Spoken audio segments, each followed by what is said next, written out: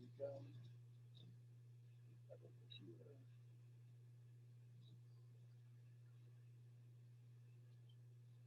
Good morning, everybody. Hey, good morning, Misfits. Yeah, we're starting a little early. It is January 16th, 2020. Um, Great to have you all here. Elaine, I'm just getting this big feeling to just say good morning to you. How are you? Good morning. I'm good. I'm Yeah. good. Grateful to be here. Well, thank you for always being here. You're this amazing leader. People wonder, well, at some point I'm going to know this business well enough that I don't have to show up. Between Elaine and I, there's about 1,000 years of experience, That's scary, but probably true. right? How many lives have we lived? How many lives have we died in this business? Hey, got to keep showing up. Got to keep showing up. Where the How's that magic husband is. of yours? How's that amazing husband of yours? Doing good. Doing Yeah, good. cool. Yeah, Give him a big hug for me when you see him next. shall do. Okay. Hey, folks, good morning. It is Thursday. This is the Morning Misfit Call. Today, the conversation is going to be about having some catch up, having some conversations about letting things settle in, letting things start to have a way of starting to come to the surface. We poured some stuff in deep. We poured some stuff into the souls. You've awakened. A lot of you have awakened to some new things that you knew you could do, should be doing, want to be doing. All of that to be said. Um, Wanted to just say thank you for everybody that continues to show up day in, day out, day in, day out. So the conversation today is going to be about. I just kept hearing this morning in meditation. Listen, and it's about me listening to you, about hearing things from other people. It's about just being present for you in the moment. Yeah, you didn't really want to come in here. So that being said, good morning, everybody. Go ahead and send out your 3 messages of joy, of gratitude, of peace, and just I'm going to be quiet here for just a second. I really want you to do that. I really want you to just sit for just a second. Everybody take a big breath in.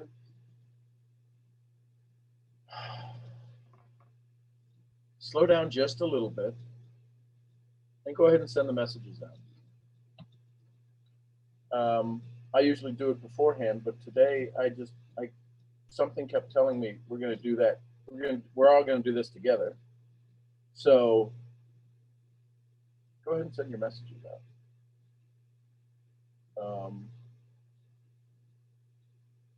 Sometimes we have to slow down a little bit. When you send out these messages this morning, for those of you that are just joining us, welcome. Great to have you all here. We're sending out our messages this morning. Something's hitting. I just keep getting this feeling. Somebody, all of us, we're getting this idea, this concept. We need to connect with somebody today. Good morning, Ralph. Good morning, Misfits. Great to have you all here. Send out your messages. Hey, look, even the llama lady's back.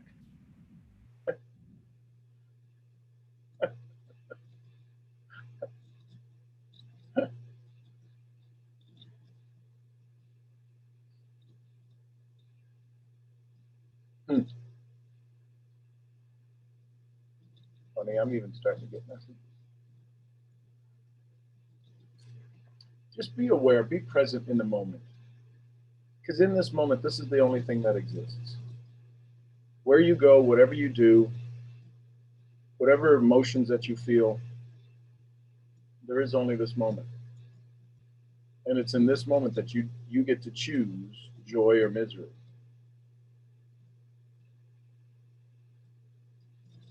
So when you get your messages sent out, just type a D in the chat.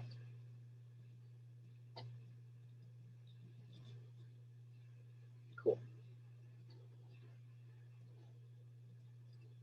Hey, Sean. Hey, good morning.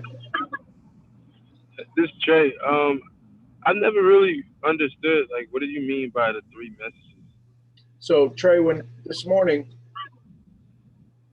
it's to recognize some amazing people in our lives. And the 3 messages, The reason it's three is because I believe in the Holy Spirit, and that's three pretty neat things that all come together in one. And when you send out the three messages, you say, who's somebody in your life? Who's the first name of somebody in your life that you admire, you just enjoy being around? Give me their first name.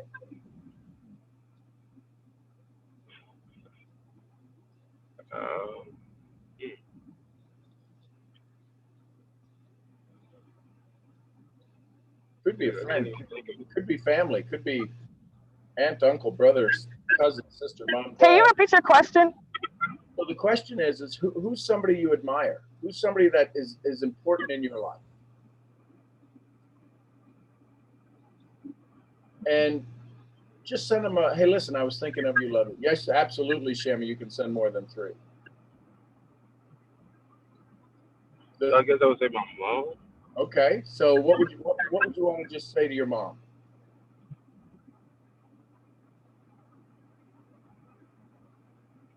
Could be as simple as thank you. Could be as simple as I love you. Could be my mother and I, when she was alive, we had this phrase, and it was, get a job. I was running 7 of our family businesses, and she came to the restaurant one day and she was just mad as a hornet. And she was out, I'll never forget it. She was standing out back in her car with her door open, with her arm on the window of the door. The door's open here, the car to go in is over here. And because things weren't going well at the restaurant that day, staff-wise, she kind of took things out on me. But it wasn't her taking them out. It was just her. I was her relief point. But she's looking at me, and she says, "You're everywhere. You're like a fly. You're like a gnat. You're here at this company. You're over there at that company. You're over here at this company. You're down in Puerto Rico. Why don't you get a job?" And I'm running 7 businesses. Mom yells out, and I could have easily flew off the handle. And I look at my mother, and I go, "Get a job. You want me to get a job? Please pick which place." Gets in her car and slams the door, and she knew it was a silly thing to say. But whenever I wanted to connect with my mom and let her know I was thinking of her, I would just send her a message going, "Get a job," and she'd write back, "I love you too." There's these connections that we all have with people that we forget them. We forget to remind them how important they are in our lives. We forget to remind them how important it is to have them in our life. Does that make sense, Trey? Yeah. So the whole key to this, and some of you who haven't done this, or maybe heard me say this in the past, I'll go back to what Michael did the other day. Michael said, I kind of thought maybe I'll send the messages out sometime later. But that morning he sent out the messages. He said he heard the whole training differently. The whole day started differently. The energy was totally different. Because sometimes we've got to give things away. We've got to give things away so that we can make room for what we want. And that's what this does. This gives away some gratitude, right? Law of attraction. If we're giving away gratitude, gratitude's going, hey, wait a minute. There's a giveaway. There's a yard sale over here of gratitude at Trey's place. And the gratitude doesn't like to be left behind. So when you give it away, more of it shows up. So there's Michael. Hey, love you, brother. So that's why I ask you to send out these messages. And there's real science behind it. It starts your day off in gratitude. Sometimes we're told, wake up, put your feet on the ground, say your blessings, say your prayers, and be grateful. Be grateful before your feet ever hit the ground. As soon as you come back into this conscious world, because here's what I do know.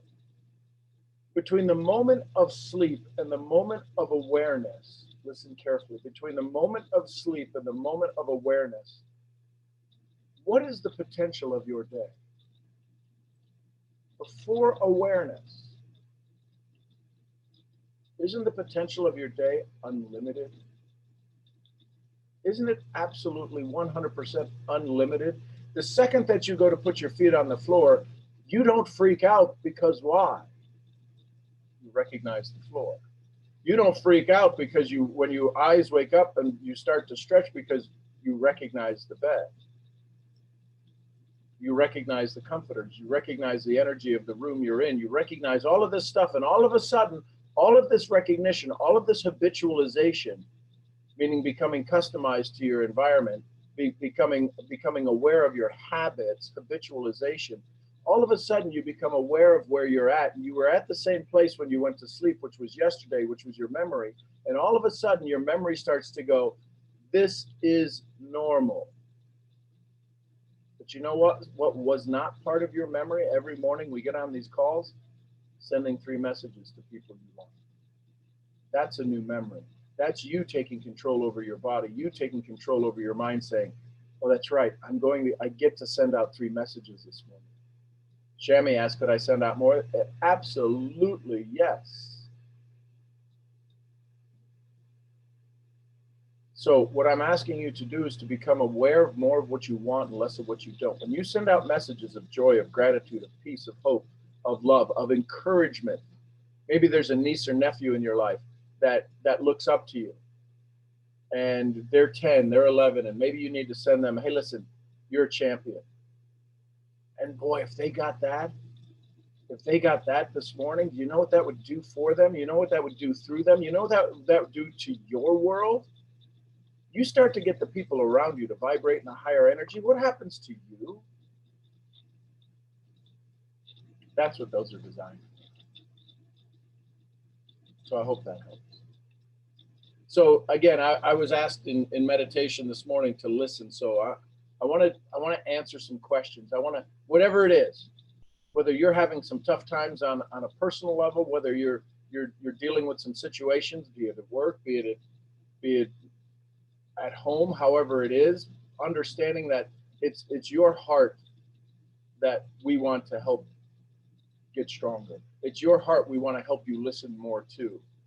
Because as you go through these transitions, as you start to awaken to these concepts and possibilities of your potential future and what it could be and how it could be and what you're doing to hold yourself back. And when you become aware of holding yourself back, you go through those 4 stages: the fear, the sadness, the fear, the sadness, the excitement, and the new normal. So right now, maybe there's some fear going on, whether it be growing your business, whether it be being in a relationship, there's just some challenges that are happening, because every time your heart steps up, every time your heart steps out, the brain tries to look to the memory and go, I don't know where you're going. This is an unknown. See, it's when we step out of when we move from that knowing past, and if our past creates our future, because when we make a decision, we're constantly surviving. And in that survival, we check the thing, because the brain looks for 2 things. Will it kill us, or how fast can I recognize the pattern? So you set a new goal. It says, it's not going to kill me, right? Any of you ever been skydiving? That's fun. That's fun. Whitewater rafting, like on Rapids 4 or higher, that's fun. I haven't been that, but I have been skydiving. There's just an adrenaline, there's a rush, there's an energy that happens inside of the body. There's this whole concept. My point is this: as you go to the unknown, in the unknown, everything is possible. If you think that your day is limited today, if you think that there's some stress in your life today, and I know there is, but if you think there is, it's because you're living in the past, creating a predictable future. The second you step out of that flow and into the stream of the unknown, everything is possible. Everything is possible. Everything is possible.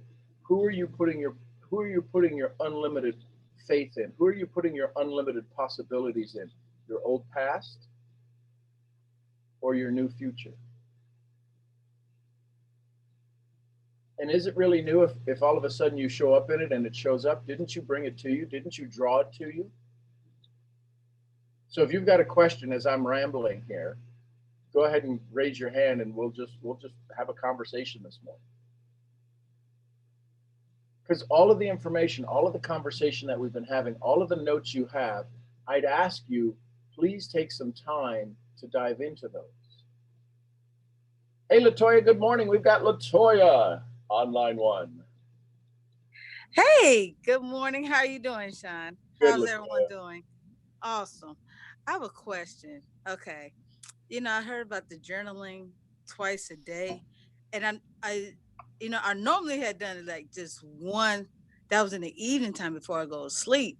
So I'd like to know, like, when you start, you say you journal twice a day, right? Like one in the morning and once in the evening.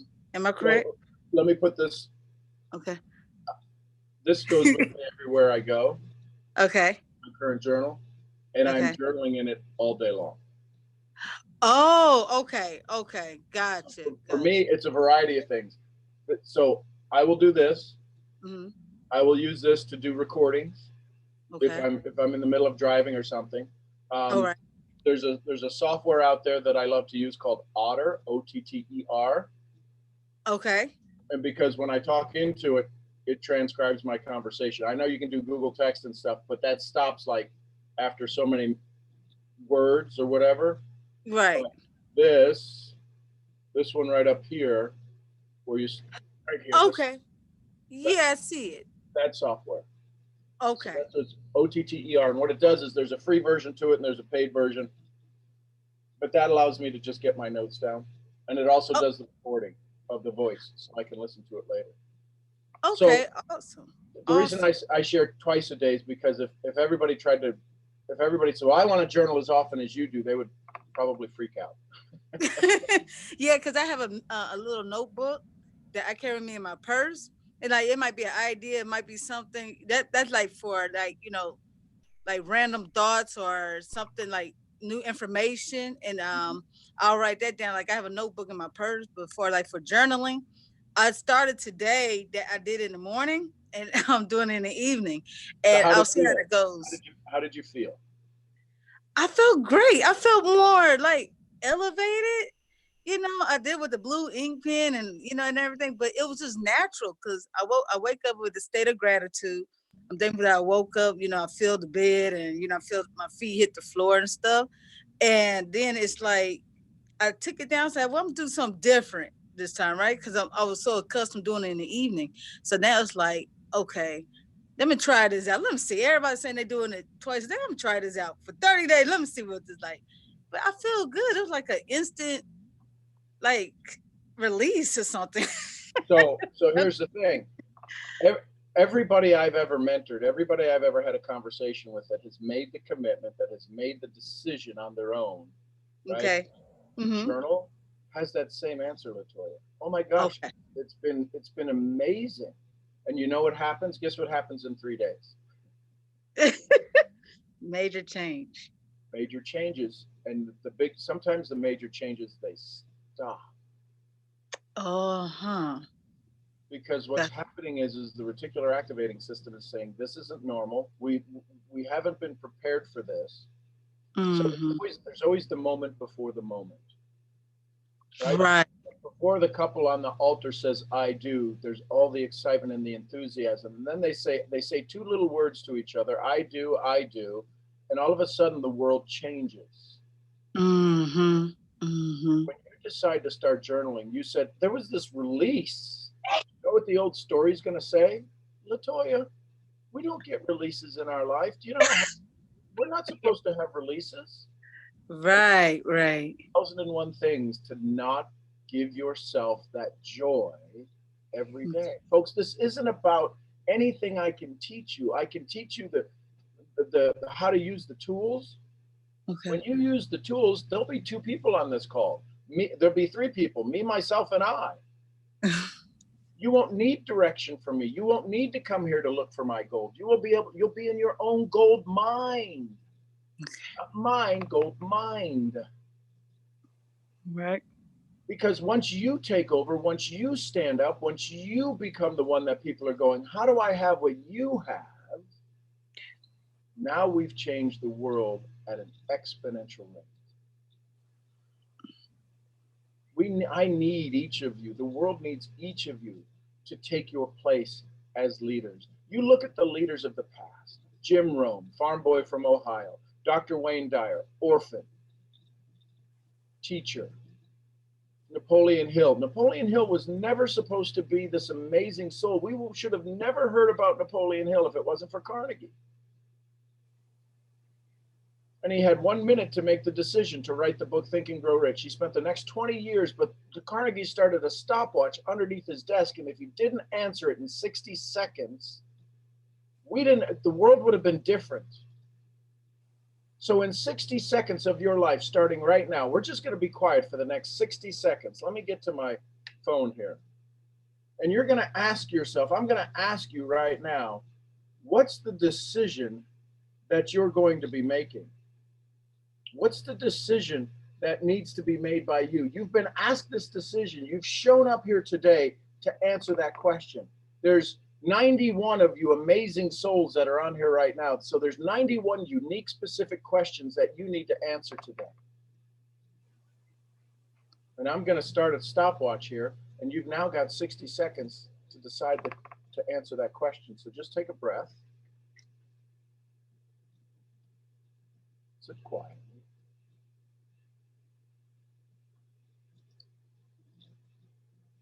You know how you feel. You know the question you need to answer for today. You know that question that's been sitting there. Today's not the first day you've heard the question. But in the next 20 seconds, you're going to answer that question. The question is your own. The question is, what is it that you need to work on? What is the thing you need to answer today?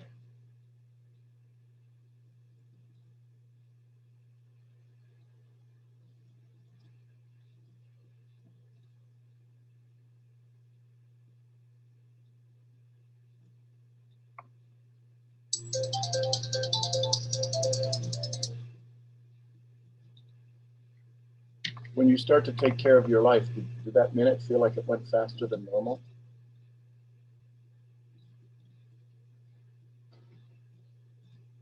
Be aware that this is your life. These are your moments. These are your seconds. These are your seconds you are giving to me. These are your minutes you're giving to me. This is your hour you are giving to me. Don't give it to me unless you are getting 1,000% return.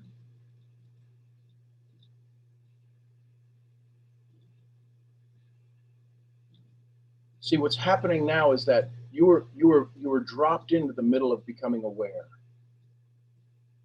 If you felt a little uncomfortable in that last minute, sitting there quietly trying to think of, well, what the hell question should I be answering? Jim Rohn would say that's a clue.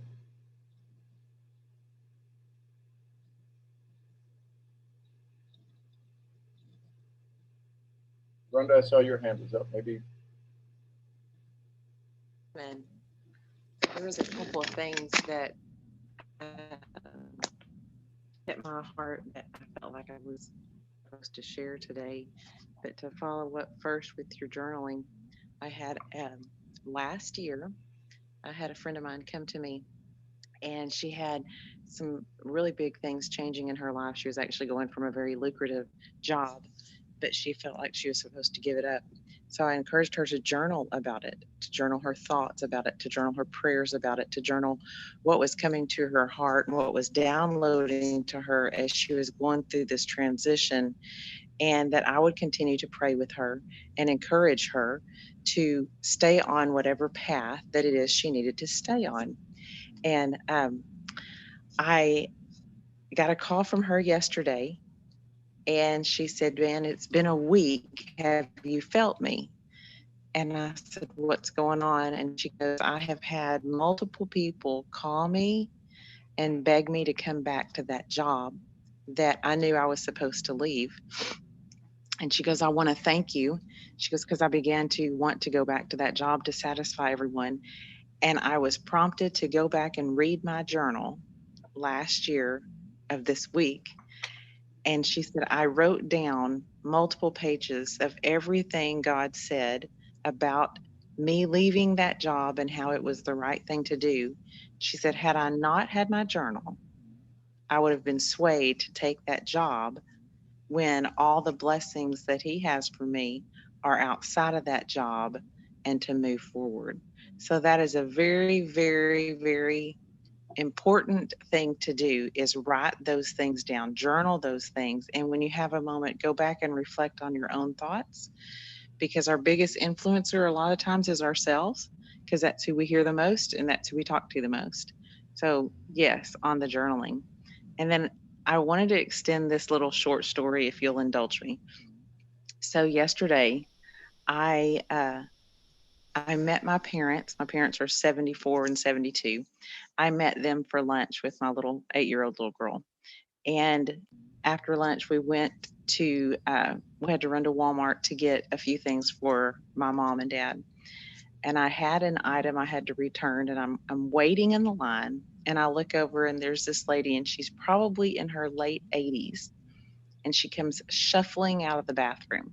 And what I mean by shuffling is she never picks her feet up off the ground. She just kind of slides them like she's walking in slippers. And I notice she takes a couple of steps, and then she stops and she sways kind of.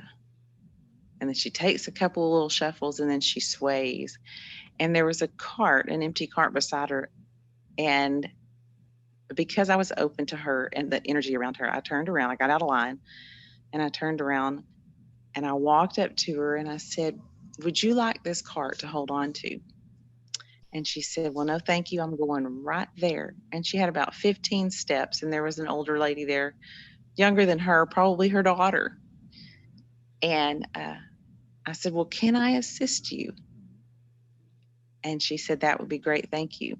And all I did was hold out my arm, and she gently touched my arm. And as soon as she touched my arm, this feeling of confidence ran through her. And she began to walk, not shuffle. And she walked, holding onto my arm, the 10 steps, 10, 15 steps it took to get over there.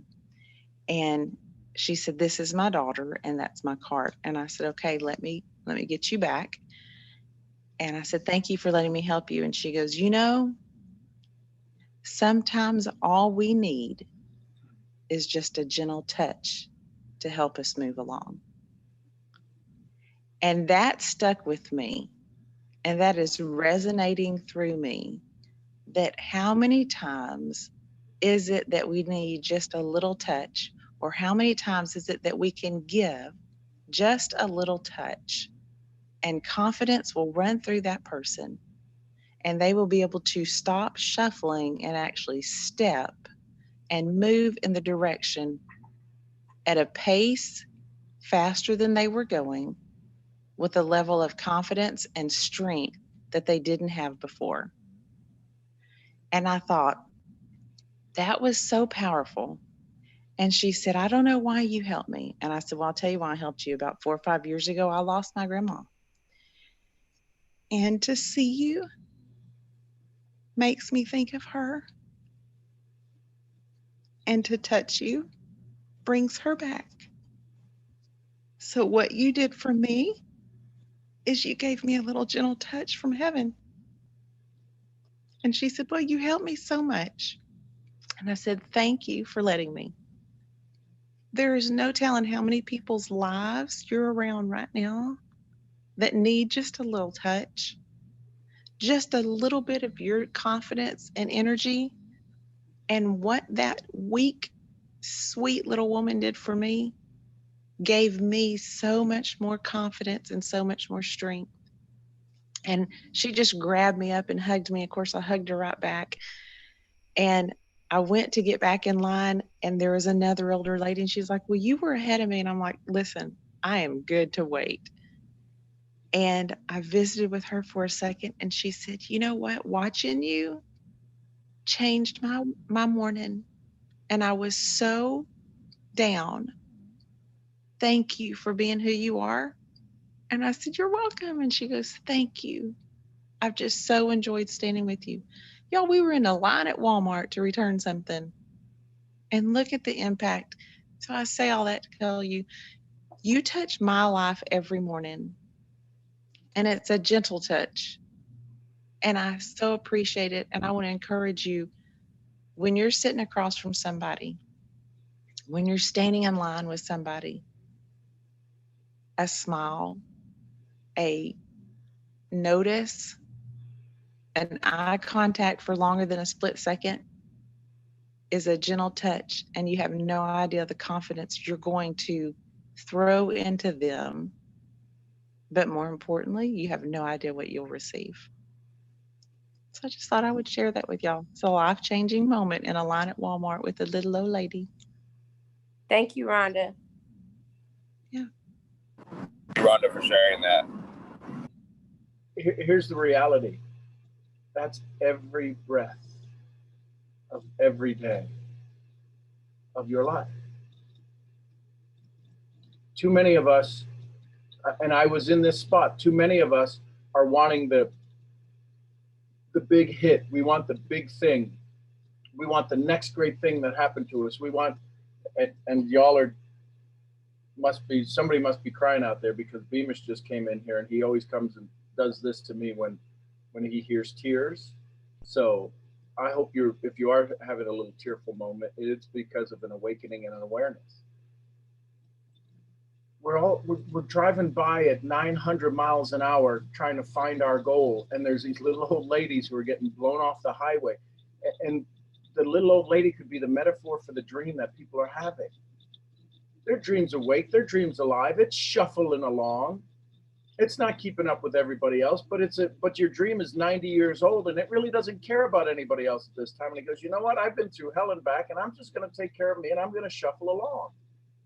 And then you show up across the table from them with the Holy Spirit at your back, and you are able to have a conversation with them simply by having a touch, simply by being in the moment. So as you listen today to your own soul, as you listen today to your own conversations, maybe if you slow down just a little bit, if you start to breathe just a little bit deeper with each breath, if you start to become aware a little bit more with each breath, maybe there's a chance somebody might be able to come in to give you a little touch on the arm. Those moments where you say, you won't believe who I met today. I met this most amazing person today. Oh my gosh, somebody reached out to me today and they said they want to join my business. This is crazy. This is crazy.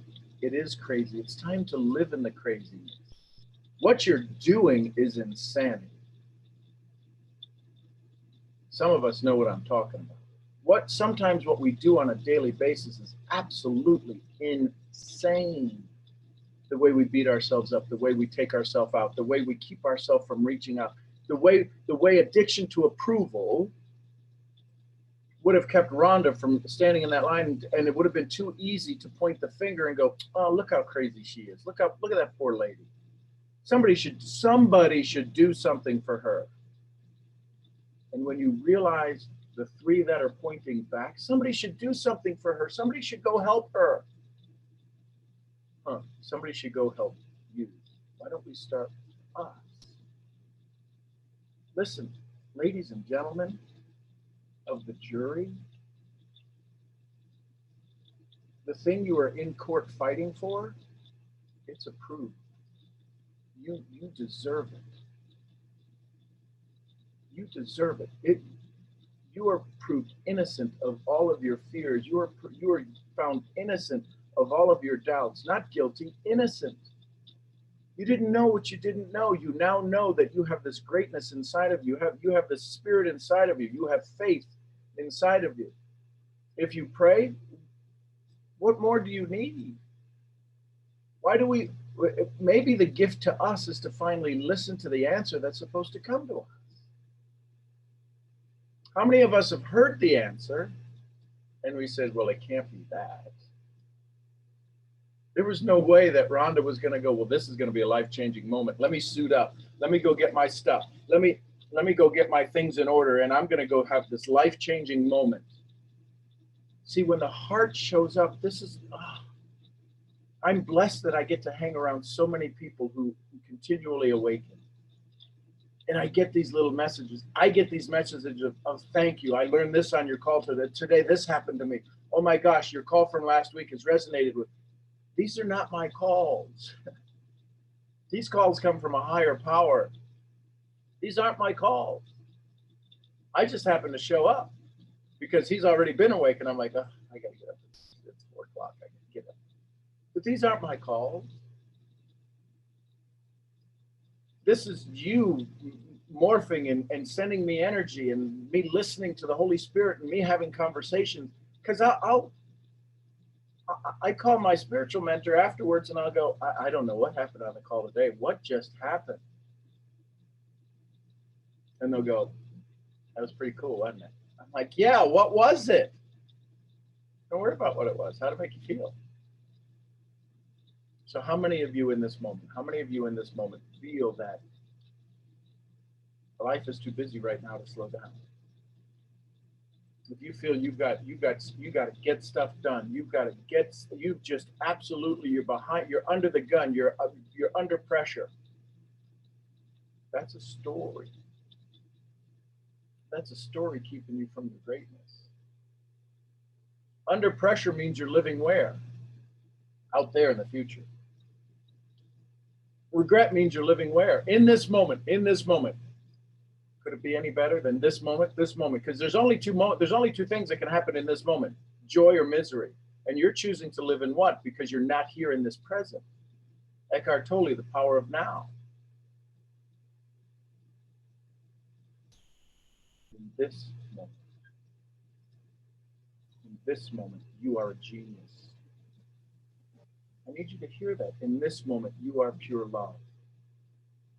In this moment, you are the one who changes the world for everyone. Wallace D. Wattles in his book says in the mantra that he talks about, there is a thinking stuff from which all things are made that permeates and penetrates and fills the inner spaces of the universe. A thought held in the substance will move into reality.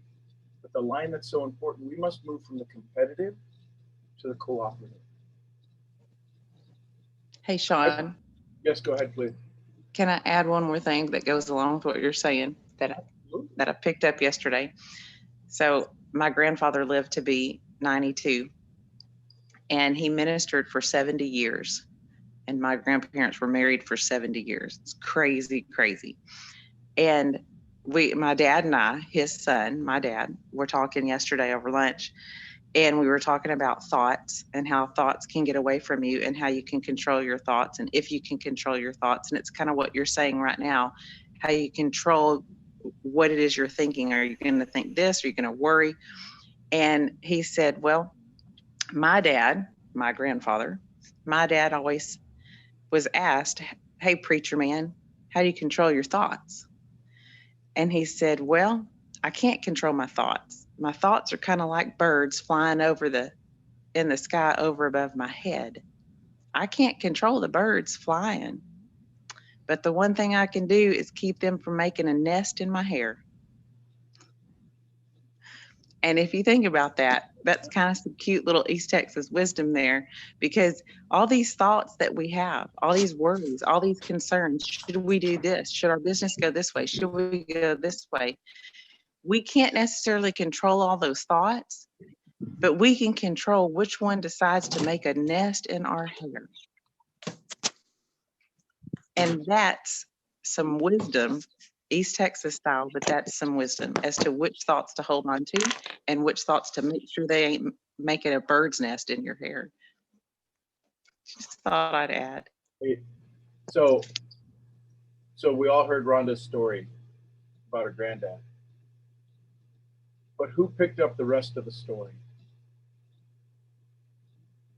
See, you just had a chance to actively listen and to absolutely put some things together that would totally change the way you heard that story. I'm curious if anybody heard it. I'll share with you what I heard.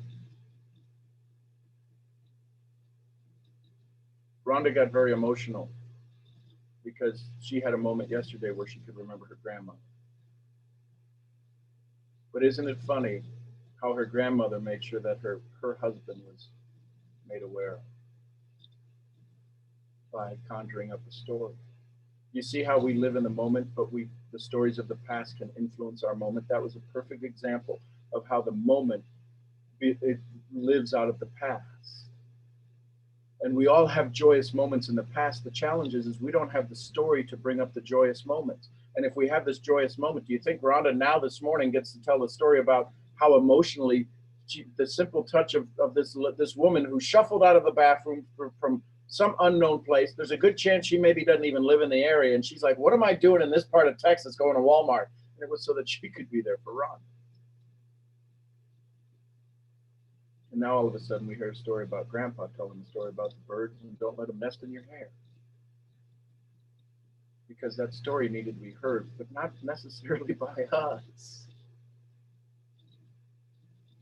Y'all understand how our memory wants to guide us to joy? Moment to moment, we can be in joy. Moment to moment, we can be at peace. Moment to moment, these stories are showing up, and we keep pushing them down, and we go, "That's not business. I need to grind. I need to crush it. I need to kill it. You're killing it." Well, guess what you're doing? Crushing it. You're grinding it. You're killing it. You're slaying it. What if you were just it?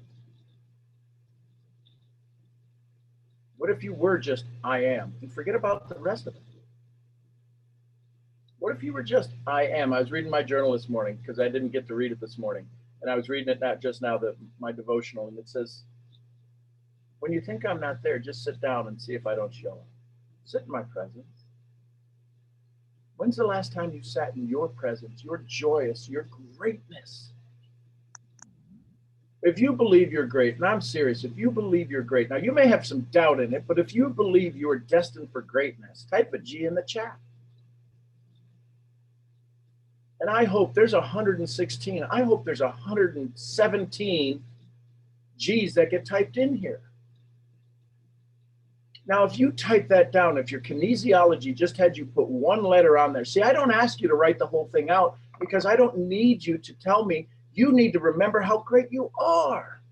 And it's not because it's all about you. You become great. You enhance your greatness when you're doing more for others. Well, if you're going to go do more for others, you have to fill up your bucket. Ladies, I'm talking to you. Guys, I'm talking to you. I don't know if anybody's got their dogs on here, but if your dogs are on here, I'm talking to your doggies too. Do you think they have to worry about being greatness when they come and they start wagging their tail? Or when they do something cute? Somebody put a flyer in our door, and I ran out the other day, and the flyer, I threw it on the floor, and I came home, and the flyer was chewed up, a couple of pieces chewed out of it. And you walk in, and you look down at the flyer, and you go, who did this? And all of a sudden, they start to cower, and they start to crawl over to you. And you can't be mad at them because somehow they figured out that if they crawl over to you and they put their nose on you and they nuzzle up against you, you're like, who did this? And their tail's just beating just a little bit. What if you said to you, who did this? Look at this life you're in. Who did this? Some of you have lived through struggles and trials and tragedies, and you made it. You're here. If I were to ask you, if I were to come up to you and go, who did this? How did you get through this? Probably wasn't on your own. Yeah, Jasmine, you're probably right. I agree with that. How did I get here? How are you all showing up here? It's because there's a power in you that says together we can remind each other of our own greatness. Together we can remind each other of what we have the capacity to do. And together we can fill each other up. We can pour into each other. We can pour into each other at an exponential pace so that the next time we sit down with somebody, the reason prospects choose not to join us, listen carefully. It's not because our presentation wasn't perfect. It's not because they didn't understand our comp plan. It's because the essence of our presentation didn't make them feel that they're valuable. Well, that was perfect timing. I hope that was right. We need you. This isn't about you looking for somebody else's gold. We need you. This is your responsibility. Your responsibility is to do more, be more, have more. You've been given these gifts from heaven. You've been given these gifts, and that's the gift you've been given. And your gift back is to produce and to use every talent you can, to develop every talent and skill you can, to say thank you. How many of you today, How many of you in this moment know that there's a greatness inside of you? How many of you today know that if you just take a breath, and really put the love that you want into the words, thank you.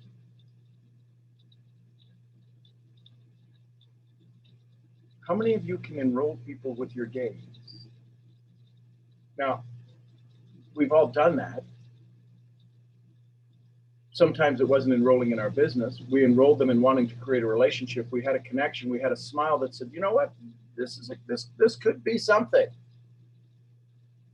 How many of you ever had love at first sight? I say all of that to say, what if there was respect at first sight? What if there was honor at first sight? There's 119 people here. Some of you, maybe it's your first time here.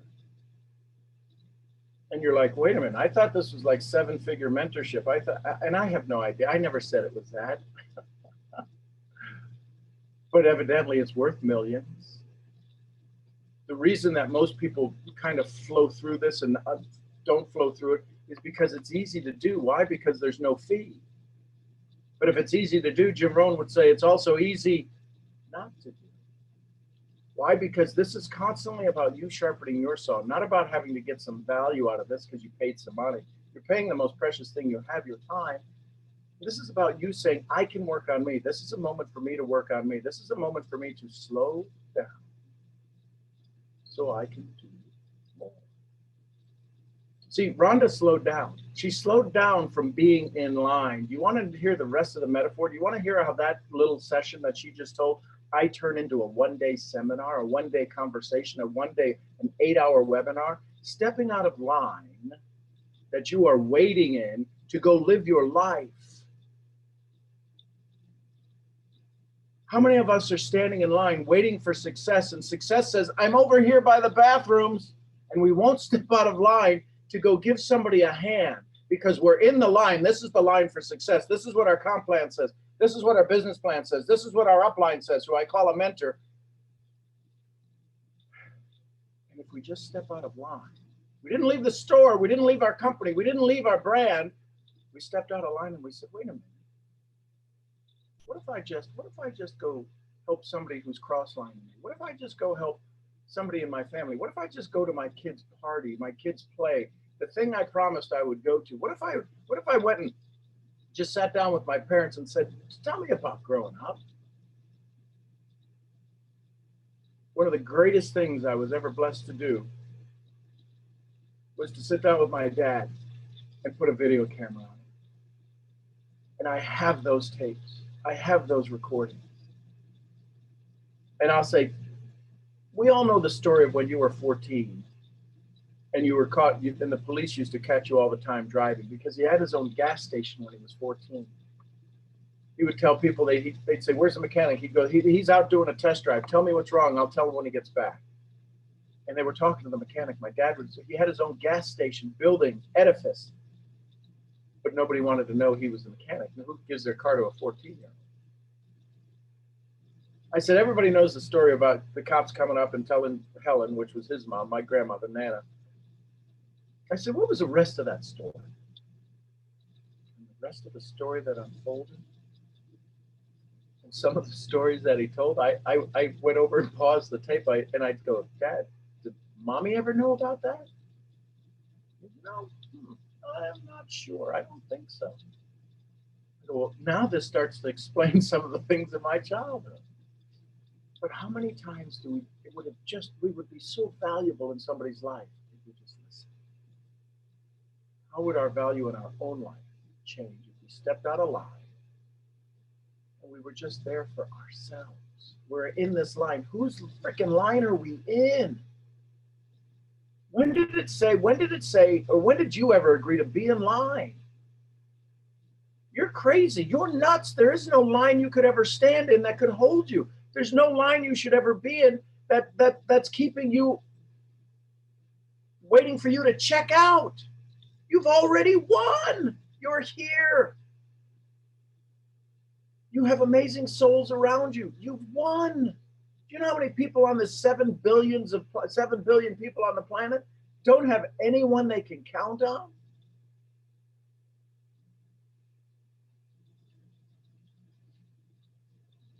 The rain is falling down here outside my house. What if it started falling up? We probably wouldn't be on this call. But just a simple change of direction would change our entire focus. You are amazing. So Trey, you've got your hand back up.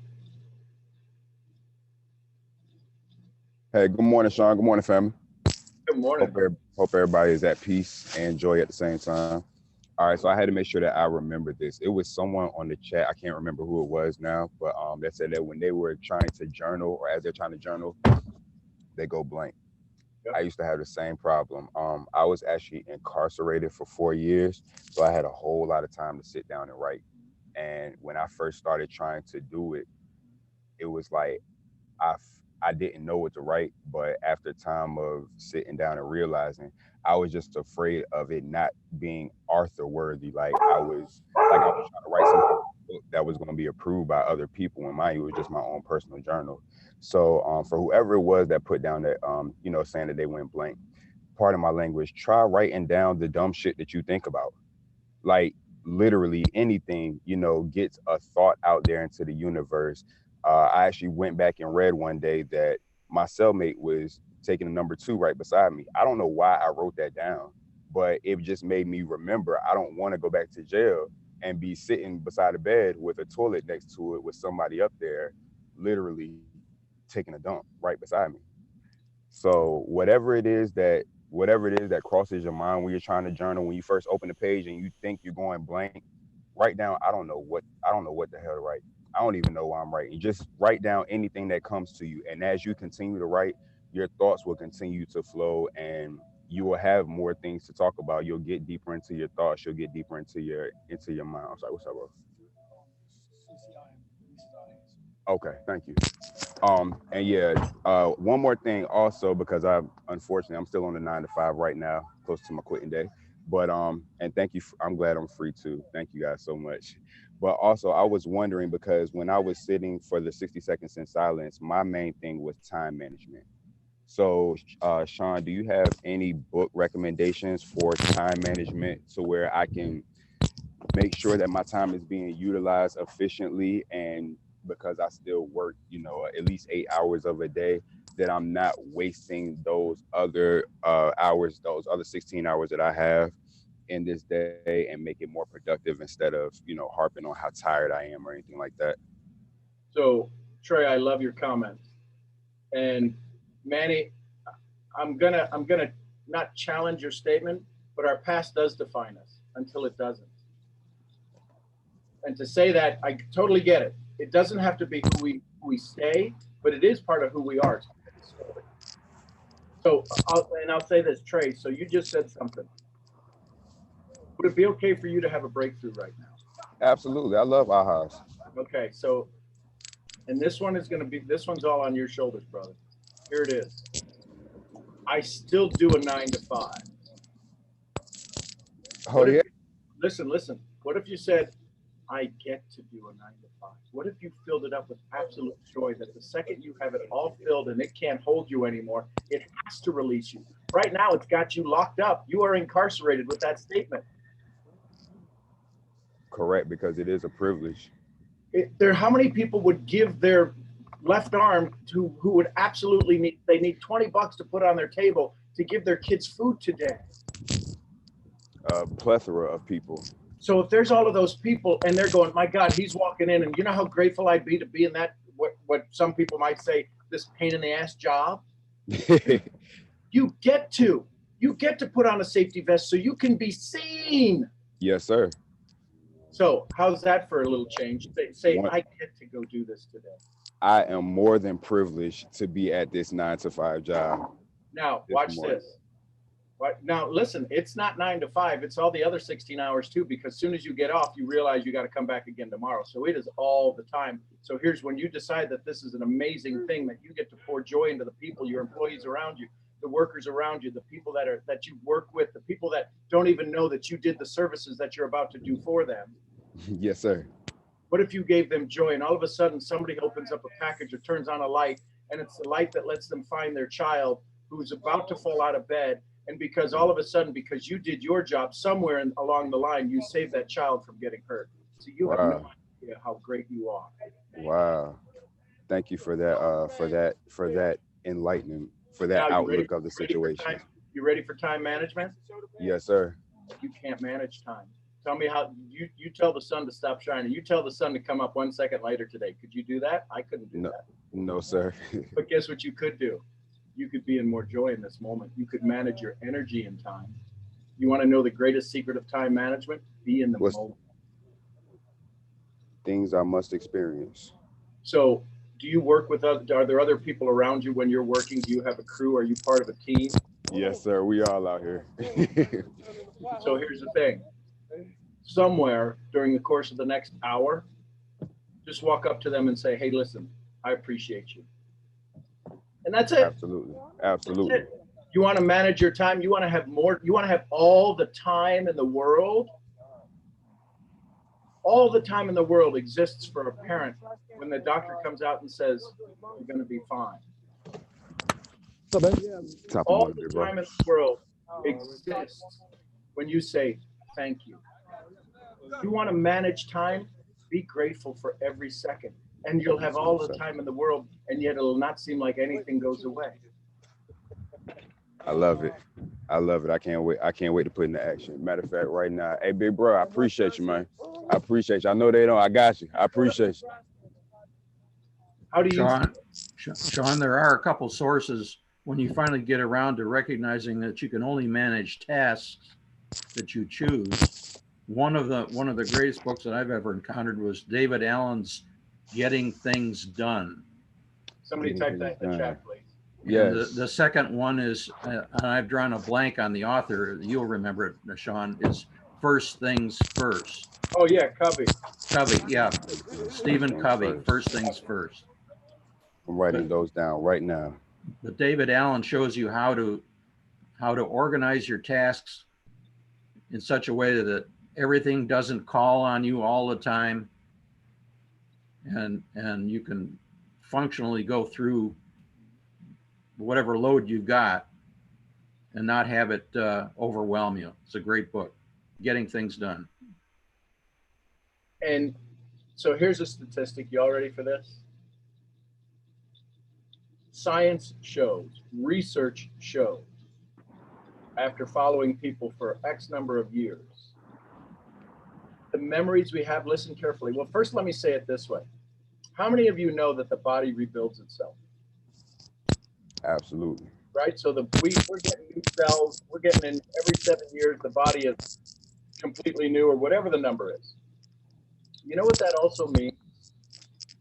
That our brain rebuilds itself. All of these new cells, everything that happens. So here's the thing. If our brain rebuilds itself, and this is supposed to be the hard drive of our life, how did it get, how the heck do we have a memory that exists that we haven't thought about? How does that memory exist in our brain from childhood when it's a new brain? It's rebuilt because the memory got carried over in the old cell when it duplicated. And here's what they say about science. Here's what they say about memories. 50% of them never really happened. 50% of the memories we have are made up, are influenced by today's understanding of life. So these stories where he talks about, that's why it's so important that we journal, because when we journal and we go back, like he said, I just read this thing, guy's taking a dump next to me. He says, I don't remember that, but why would I write that down?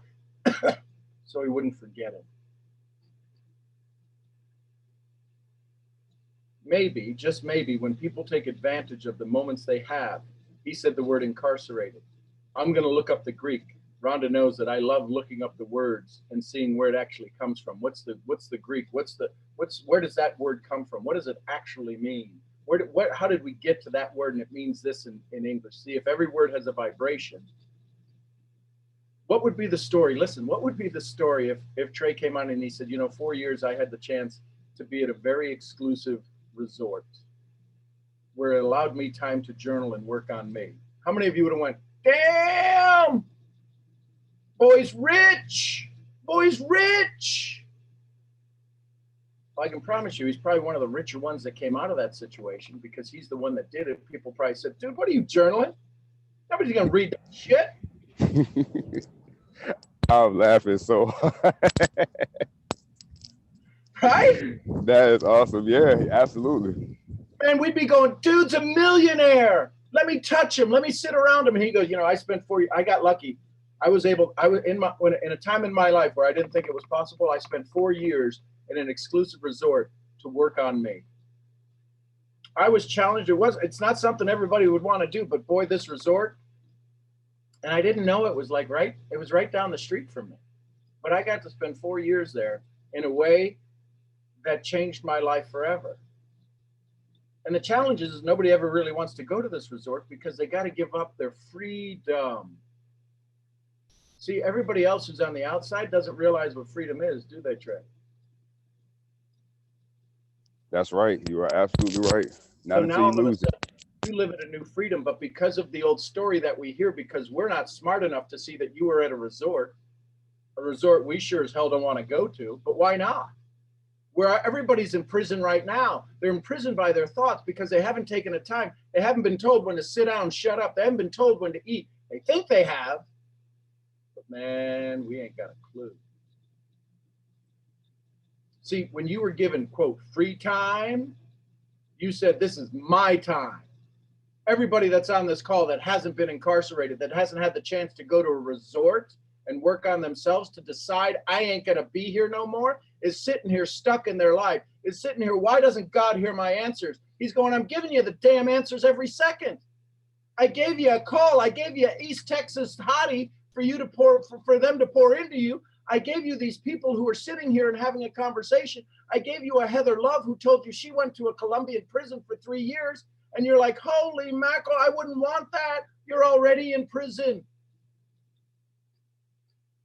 You just don't know your release date. Ooh, snap. Sometimes the release date is when we get buried underground. You know why it's so easy for our names to die? Because we weren't living when we were here. There's a level of confidence. There's a level of assuredness. There's a level of, there ain't nothing you can do to me that somebody else hasn't already tried to do to me. That runs through Trey's head. But he sees that as the old story. I'm seeing that as the journey of this glory that he has to be able to be the one. The word test is in testimony. Trey's got a test. Some of y'all have been in jail. Some of y'all have been in prison. Some of you are in prison right now and afraid to tell the story, just like Trey would have been a little bit embarrassed when he got out. Man, did you just get out of the joint? Some of you are still in the joint. And these things about birds of a feather flock together. Listen, if you're in the military, there's certain things, there's certain brotherhoods that you have when you're in the military. There's certain brotherhoods when you come out of the resort. There's certain brotherhoods we have when we're in this conversation, when we're in network marketing. We're like, oh, you're in network marketing? Oh, thank God I can talk to you. I mean, it's almost as bad as prison.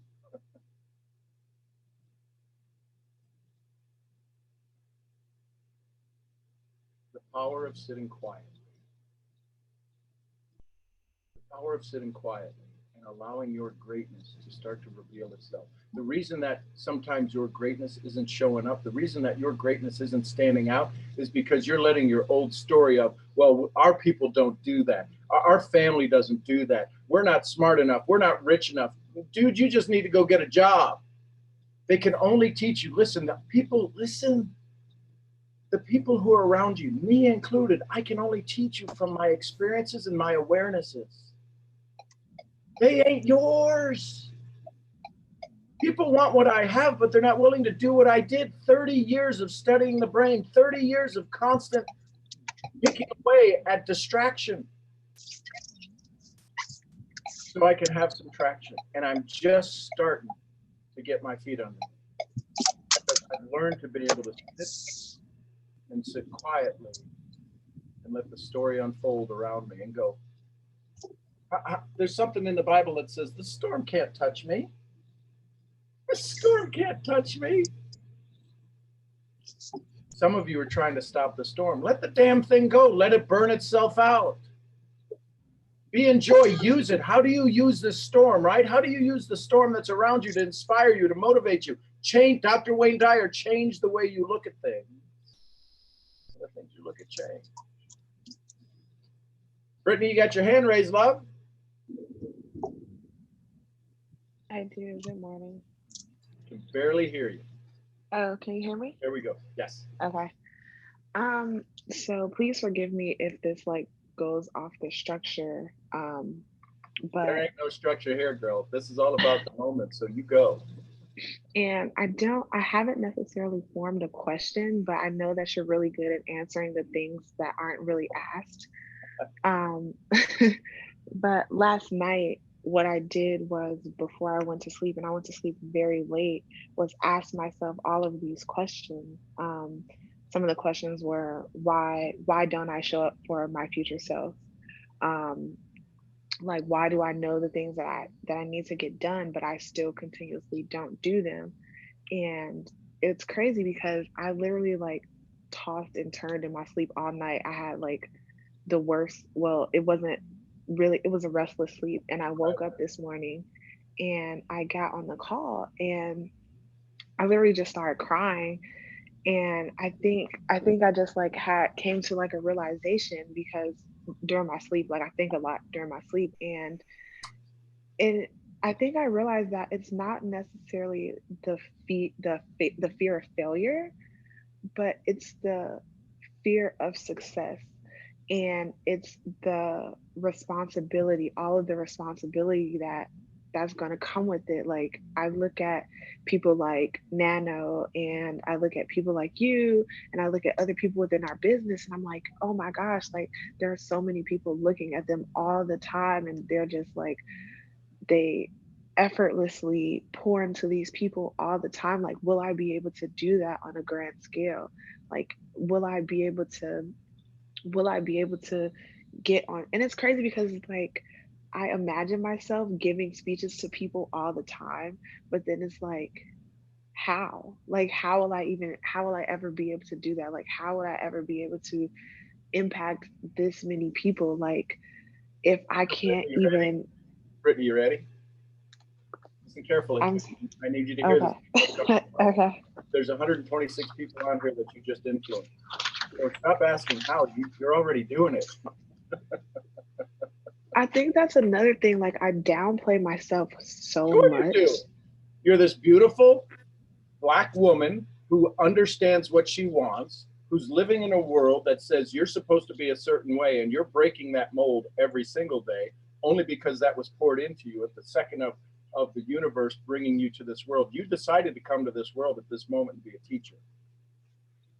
This wasn't because two people had a relationship. This was because you said, I'm going to go there and I'm going to be put into this test and I'm going to show up and I'm going to speak the word of faith and I'm going to be the example to other women who are doubting everything they have about them. And I'm going to show up on a call on January 15th, 16th, and I'm going to say that I'm not sure what I need to do, and the world's going to fall in love with you. They're going to say, you go, girl. You're going to say fires and prayers, and you're going to be the one that's inspiring it, not thinking you were already going to do it, and you're already doing it. And I would encourage you to say, why am I this? Don't say that. Say, why am I so good at? Those questions you ask them again tonight. And the reason that you were restless is because the old story was fighting with the new story, because the new story goes, the new story is from your heart, the old story is from your brain. And every time your heart goes, here's why you're so amazing, my love. Here's why we've been waiting for you for this moment in time, for you to ask the questions last night at midnight, at 1 o'clock in the morning, whenever you were asking the question, that your heart was going, this is the perfect time. And the brain goes, wait a minute. There's no proof of this. You're supposed to be living a predictable future. And you entered into the flow by asking those questions. So ask the questions a little bit stronger instead of why. Say, why am I so good at? And then the rest of the question, and listen to your brain, listen to your heart answer and go, because you're Brittany. There's a whole nother phrase that just came into my head when I just said that, which isn't appropriate, right? But I still desperately want to know it. Right? So the point is that you are this amazing soul who has the courage, who doesn't even know you're inspiring people at this moment, who says, well, I can't wait till I do that. You just poured into all of these souls because they saw in you the vulnerability that gives them strength. They saw in you going, oh my God, if she could feel that way, maybe I could feel that way. And together we can meld our energies and our emotions, and we can listen to Trey, who's inspired us to say, wait a minute, 4 years? How's that dude even walking? How come he's not back if 80% of people, 90% of people are reincarcerated? How come he's not back? Because he took the time to work on himself. You're taking the time to work on yourself. I'm going to ask you to not go back to your mental prison. So if you guys were inspired by Brittany's conversation, just throw her some hearts. See, this is what I was told this morning, was to listen, to remind you of your greatness. This isn't about, look at all those hearts, Brittany. And it's okay. So like when you asked if you feel like you're destined for greatness, put a G in the chat. And, you know, I thought about it. I was like, yeah, like I do, you know, I have a lot to offer. So I put a G in the chat, but then like I thought about it. So, and I was like, there you go. Who put the G in the chat? I did. Yeah, but who? Which one? The one that's in doubt and fear, or the one that's in greatness? The one that's in greatness. So then how did the one of fear and doubt show up? Who showed up? They showed up when you read it. They're like, damn, you can't do the G. You even put probably a little G. Maybe you put a big G. Oh, you put a big G?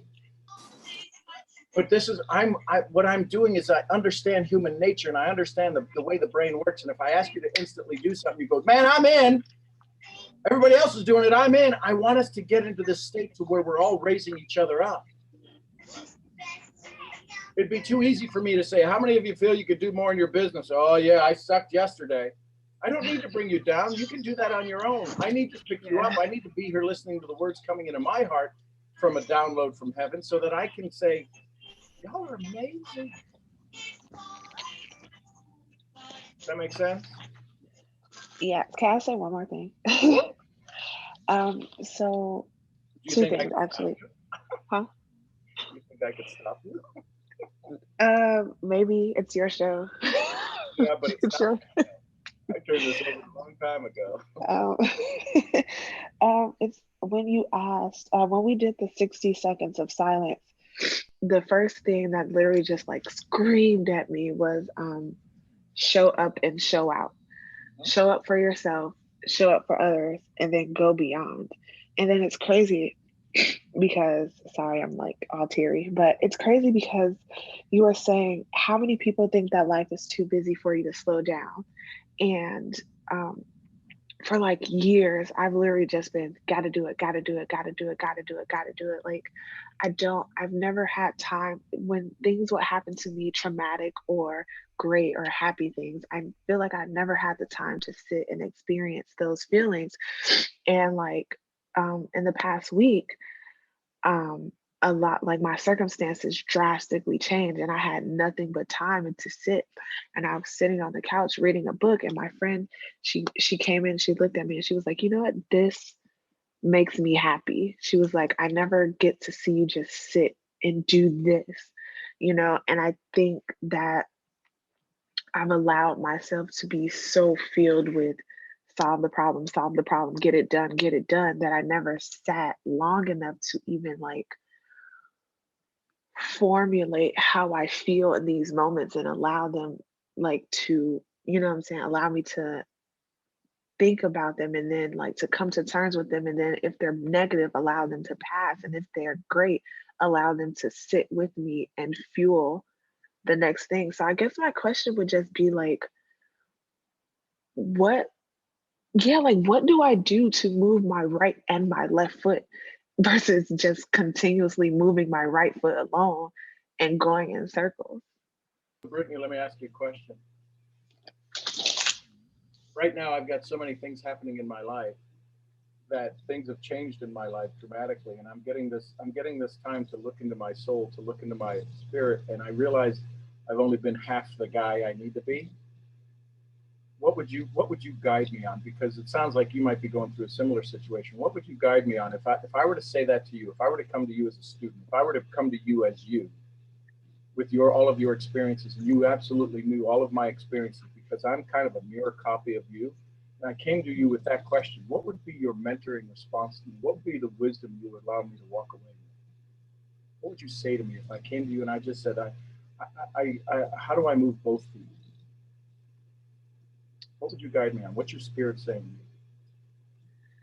I would say there's no such thing as you being half a person. You're whole in yourself at all times. Maybe you just need to work on being more present in your current state and resonating with what's happening with you right now, and not worry about what has passed and not worry about what's to come, but be present in the moment and know that you are whole and feel all of yourself, all of your thoughts, all of the physical and the emotional. So now that you just answered the question for yourself, what does that tell you? What do you now know that you've answered that? You asked me the question. I asked you the question and you answered it brilliantly because that was your heart speaking, not your brain. How do you I'm feel now? so good at telling other people. It's like what I need to hear myself. It comes out so easily. Tell that other person who is you. Listen, if any of us have ever said, I wish I could stop my thoughts, proves we're not here by ourselves. So sometimes sit down and say, why am I so good at inspiring myself? You just proved it. I tell you this all the time. I remind you of this all the time, every one of you. You all have the answers for the next step. Don't try to take 2 steps. You got to get through the drive-through to get to the order. You can't just drive up to the order window and go, where's my order? I go, who the hell are you? Where were you in line? You got to go and you got to place the order. So you just place the order and telling yourself how amazing you are. You can't be half. You are always whole. Sean, I'd like to offer a suggestion that makes that go even easier. That is, instead of interrogating of ourselves by asking why XX, why, instead of putting ourselves under the interrogator's spotlight, if we use sentence stem completion, we can bring up all the answers to those questions by saying things like, if I knew why I'm so good at X, it might be. And do that and answer that, fill the end of that sentence up about 5 to 10 times. Instead of asking, why am I good at? You can appeal to your unconscious wisdom by saying, if I knew, it just might be, or it could be. Or the good thing about being able to answer other people's questions, but not my own easily, might be.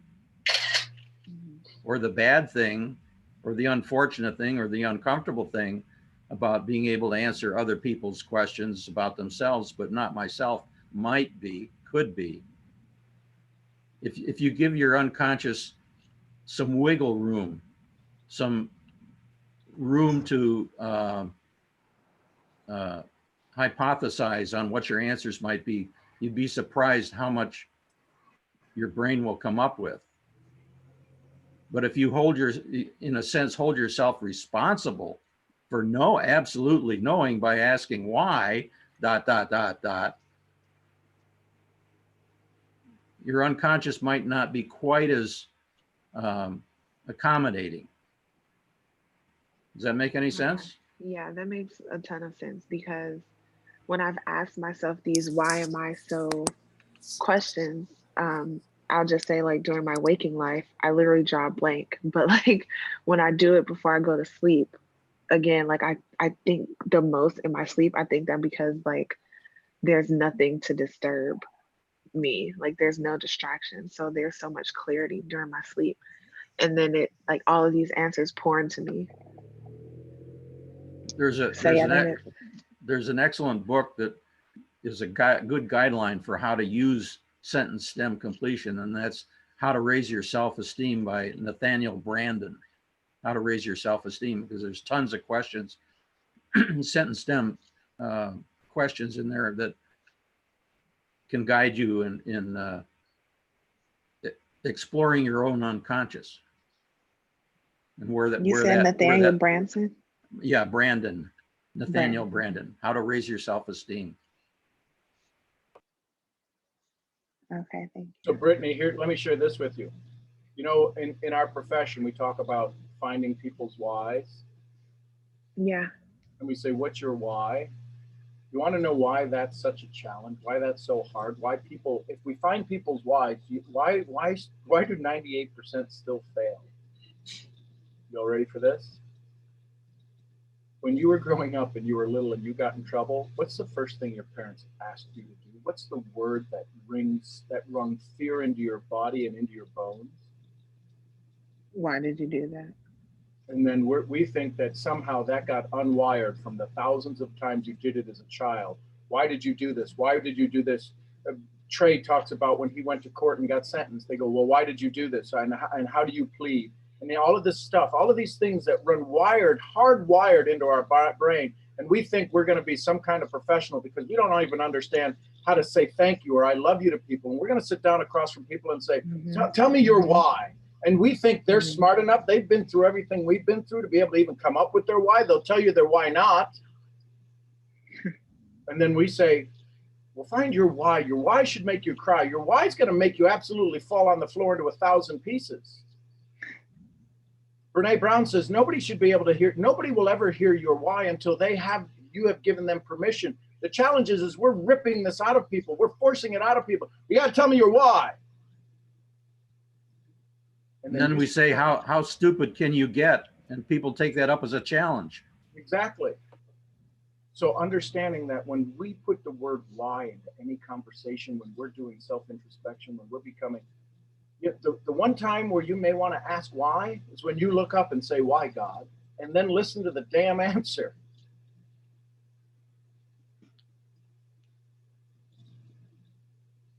This whole idea of why. We have given people shotguns of psychology and they are shooting them everywhere and they are killing people's dreams left and right. But people have been shot at before with their dreams and their fears and their doubts, and they've been able to stand tall and say, you know what?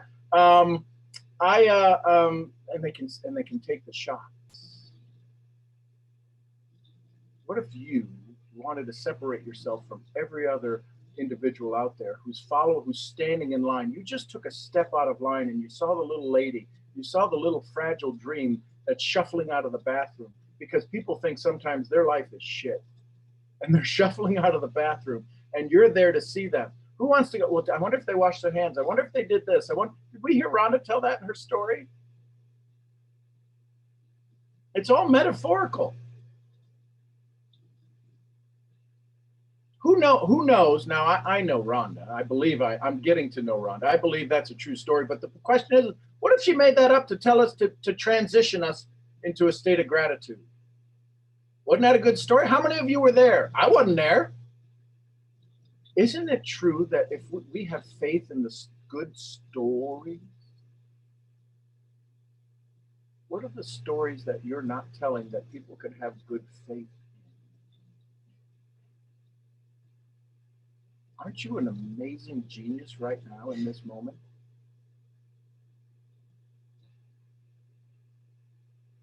The seeds you put out today, the birds will get some. The birds. The rocky ground will get some. The shallow soil will get some. Which ones are you going to cultivate? The ones that are in the good soil.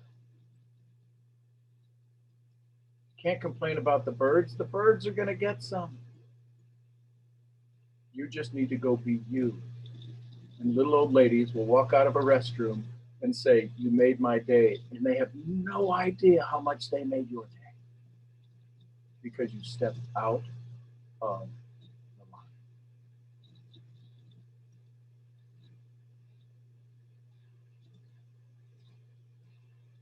Julie, we're going to go to you. You there real quick? Yes, I'm here. Good morning. Good morning. All right, so Sean, my question is this. She's just hot. I love her. So I really I tend to question when people say, live in the moment, but also like visualize. So like I struggle with that sometimes because I'm, like, yes, I'm living in the moment, but I also want to visualize my future. So how would I keep that balance? Does that make sense? So here, there is no balance. There's no such thing as balance. Let's be clear. Mhm. Because when you live in the moment, you're choosing not to live in the past, and the past gets pissed off. So there's no balance. So Okay. tell me how you would want to feel in the future. This river of opportunity and possibility. What would the feeling be? Would it be one How of feel? and not in the moment? Oh, Sean, you always put me on the spotlight. These questions. But listen, how would you want to feel in the future? What does your future look like when you're living in your future? When you're living in your dream income, your dream position, your dream that you get to speak every day, that you get to inspire women, you get to pay for shelters for women so that the abused can go have a place of honor and respect. How do you feel? I will feel really happy because I'm achieving, like I've achieved all my goals. So can you get into that feeling? Guess when you got to get into that feeling? Now? Yeah. So that's how you get into the feeling. Know that it's already being done. Aren't you working towards that goal right now? Isn't driving that Yes, car I am. allowing you the opportunity to reach your goals? Yes, it is. Then how could you ever get pissed off if somebody cut you off? I'm on my way to my goals. That was part of the way to the goal. Oh my gosh. Oh my gosh. I get to be in a car. I get to have my seatbelt on. I get to wear my sunglasses. I am so grateful. I'm on my way to my destination. If you were driving right now to go pick up the $100 million lottery check that we've all won, if you're on your way right now, would you even doubt? What would you even be thinking about? How you're going to spend the money, what you're going to do. You're right. You're right. You're going to take care of. So when we say, I want this future, but how do I get there? Freaking get there. How could you not be there? If this breath is going to lead to this breath, and this breath is going to lead to this heartbeat, and every one of these heartbeats is the accumulation to the destination, you're going to reprogram time. You're going to control time because you are stepping out of the program that you were supposed to be. And you're worried about who you're going to piss off by being this amazing soul. Sucks to be them. You go be you. You're on your way to $1 million. There's going to be people who are jealous, right? There's going to be people right now who are going to try to nosy up to you. Man, I got to get to know Hottie. Right? Yes, you're right, Sean. You're right. You're right. So now you're in this joy. You're in this, oh my God, I get to be at the stoplight. I get to just pause for a moment and be at the stoplight to go, this is my moment. I'm on my way. Aren't we all on our way? But some of us are trying to figure out, are we on our way to a penitentiary? I wouldn't be excited if I was going to jail. Maybe I would be. I don't know. I hope that's not a test I have to be questioned for. But my question is, if some of you are driving to your prison and you're as free as a bird. Thank you so much, Sean. That really helped. Look at that definitely helped. There's a different smile that's on that soul. It's, oh my God. Can anybody see it? Can anybody see how amazing it is? Oh, I feel great. Right? This whole bullshit of fake it till you make it. Mm-hmm. I wish people understood how many people are absolutely doing that. Haven't you made it right now? If this is the moment that's on your way to your destiny, aren't you in the moment? The challenge is you're in somebody else's freaking line. Mm-hmm. That's where the misery is. I'm telling you, get in my line. I got to get on Sean's Daily Awakening. Holy crap, every morning I got to do that. No, you don't have to do that. You get to do that. You get to step in this line. This is the line that ain't the freaking line. Which is why right now 109 of you are still here an hour and a half later. Are you kidding me? How is that even possible? 108. So we just sent somebody to the woodshed. You're on your way. This is your moment. There's no other moment you could be in. I'm blessed to have you here, Michael. Because here's the thing. Listen carefully. People say, well, I'm a leader. Too many people are leading a room of one. They're out for a walk. They're not leading. You are all leaders.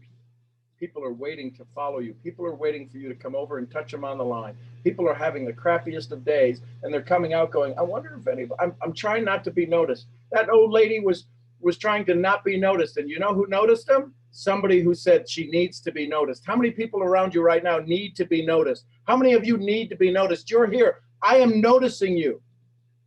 I am noticing you. You are absolutely amazing, Natalie and Gisela, and I am Amy. And there's Lewis. Hey, Lewis, good to see you, brother. There's Adonis. There's Junito. There's Travis. I'm noticing you. There's Fanny. There's Roz and Mike and Jasmine and Elsie and Terrell and George A. and Julio Escobar and Sean IG. I'm noticing you. You're being seen. The question is will you start to look with different eyes?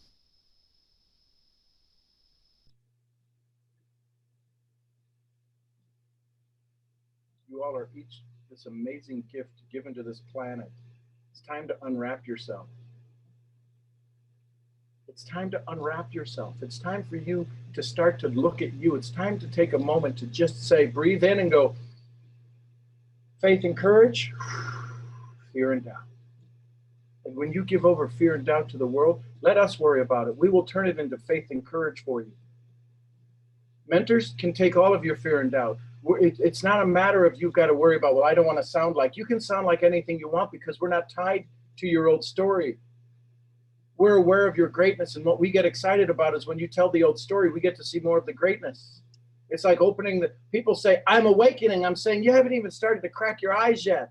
I'm awake. No, you're when you know you're awake, you won't have to say I'm awake.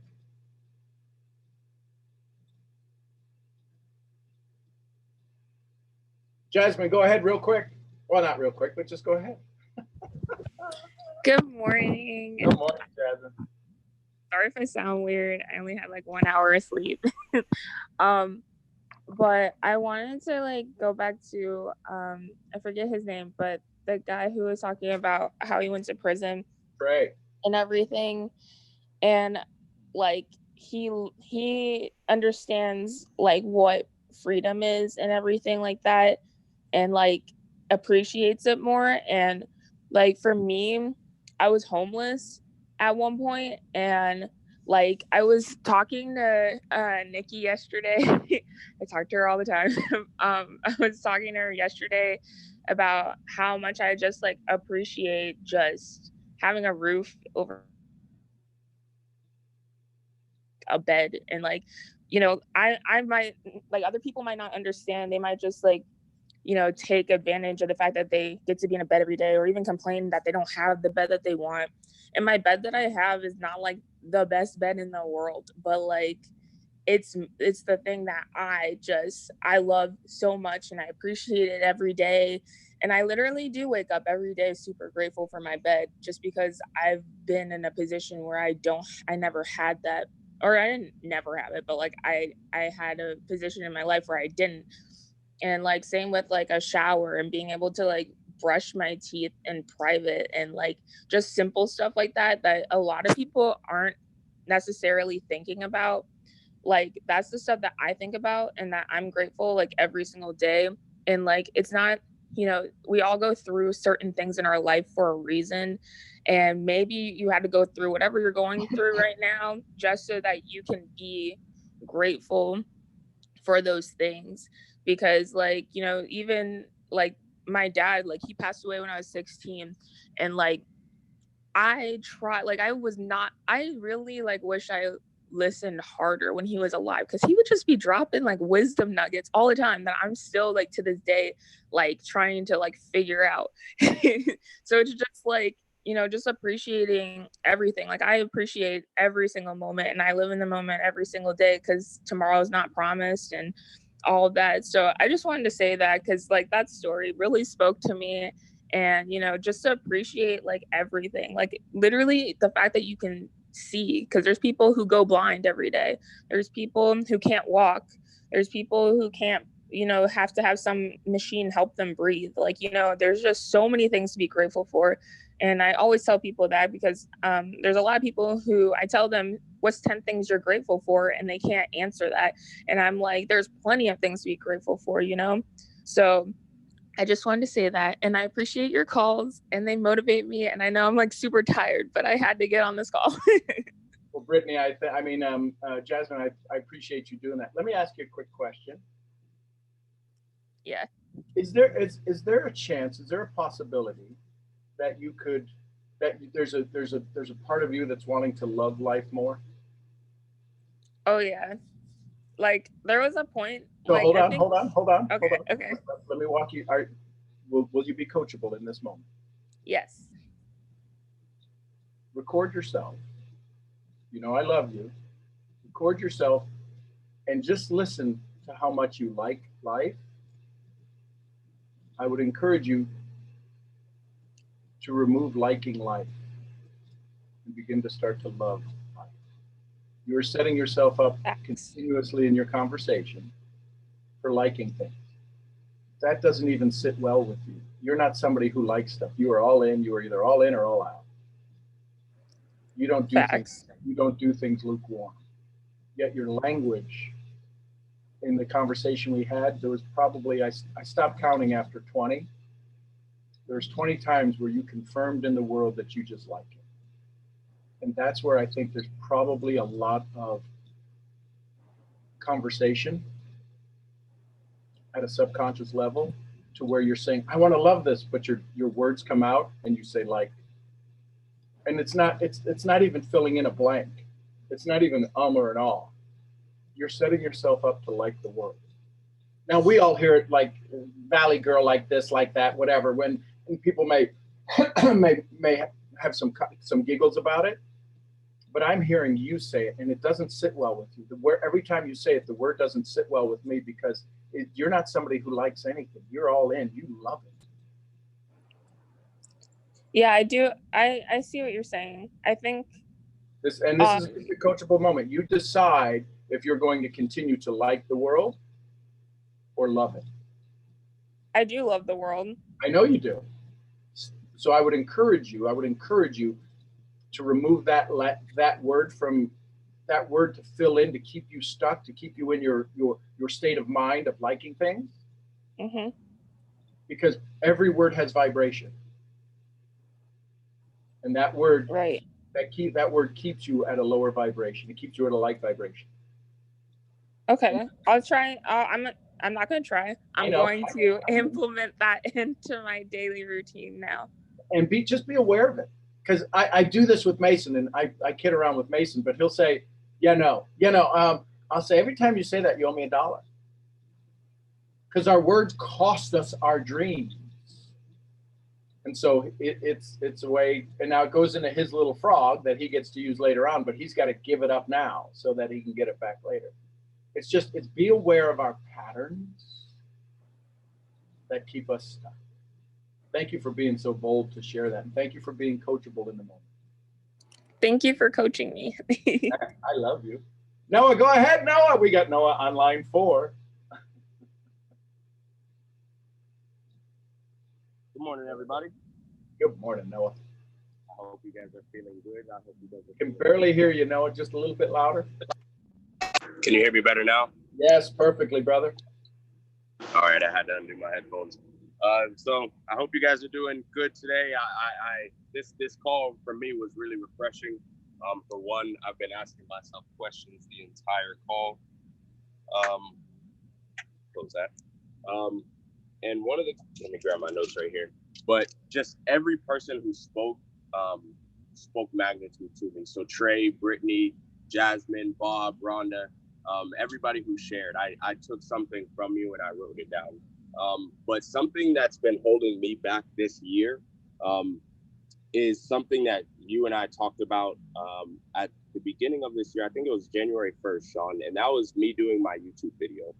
And I still have not done that. And one of the questions that I wrote down is, what am I worried about that has been stopping me to get this completed? And one of my goals for this year is to speak in front of thousands of people. And as I'm driving into work and as I'm thinking about this, and I'm having this conversation with myself as usual, and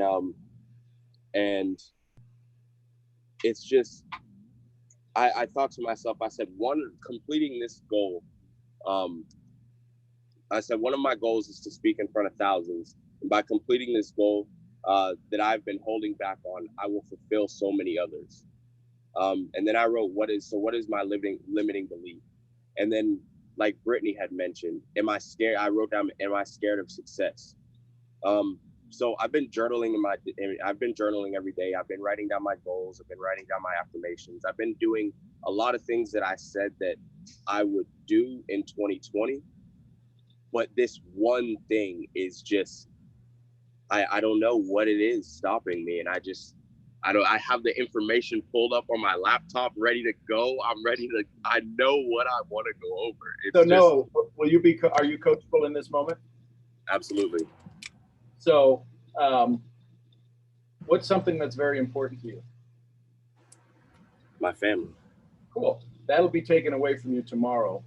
I don't normally speak in the future if you don't do a video today. Could you do a video today? Absolutely. So tomorrow when you comes, you're going to say either I'm glad I did or glad I didn't. Which do you want to say I did? You did. I'm glad I did. Cool. What would keep you from doing that? Myself. Okay, so what rules can you put in place so that yourself doesn't show up, that the old you doesn't show up and keep you from doing it? What are the rules that the new you can use to influence you to get this done? What are the rules? What do you mean? What guidelines could I follow to? Sure. What rules would you use to not this get done? Not let my old story interfere. Okay. So Something you said that I wrote down is pressure puts you in the future. And I wrote that down as I'm literally driving down the road. I know it's pretty dangerous, but so I couldn't forget it.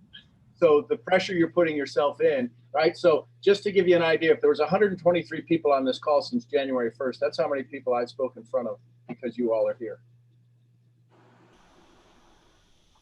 You see that number? Yes. So that's thousands by the 15th of every month. So that times 24, right? Because that's the middle of the month. It's almost 30,000 people in a year. 47,000 people in a year. And I think the number is going to get bigger. I think I'm having enough. I think I bring enough value and influence that some of you are eventually are going to continue to invite people, and there'll be 1,000 people on this call at one time. I'm not tied to that, but if it is, awesome. If it isn't, awesome. So here's the question: what's your video going to be about today? It's going to be the same thing, the same cryptocurrency I've been looking into for the last year. It's called VeChain. That's why you haven't got the video done. I've invested into it over the last year. Yeah. That's not what you want to talk about. Yeah. That's why you haven't got the video done. If you wanted to talk about that, who could hold you back? Who could hold back this hot guy in his do-rag or whatever you call that thing on your head, who looks sexy, who's got this smile, who's got this voice? Pay my dikes, please. You just don't. That's not a story you want to tell. Tell the other good story that you know that's inside of you. Let that mumble in. Let that be the part. But that's not the story anybody wants to hear from you. You're right. That's why you haven't told That's right. That's right. See, he said that's right, not I'm right. How many of you remember that if he says that's right, you're right, that means the argument's over. This ain't an argument. He said that's right. He knows in his soul. He'll talk about crypto at some point. But right now, he needs to be this amazing, beautiful, sexy human being who says, I'm scared as shit doing this first video. Because you will inspire other people to do their first video. And in that moment, you followed the breath of the Holy Spirit who said, let's go do this thing together. You're trying to do this on your own. Let's do this together. I'm writing that down. That'd be good. Jim Rohn said a dull pencil is better than a sharp mind. Do that video, bro. Stop playing, man. Y'all get this? Y'all see what happens? How many of you heard that and let us know what your YouTube channel is going to be. Ooh, now we putting. Hold on. I'm getting it right now.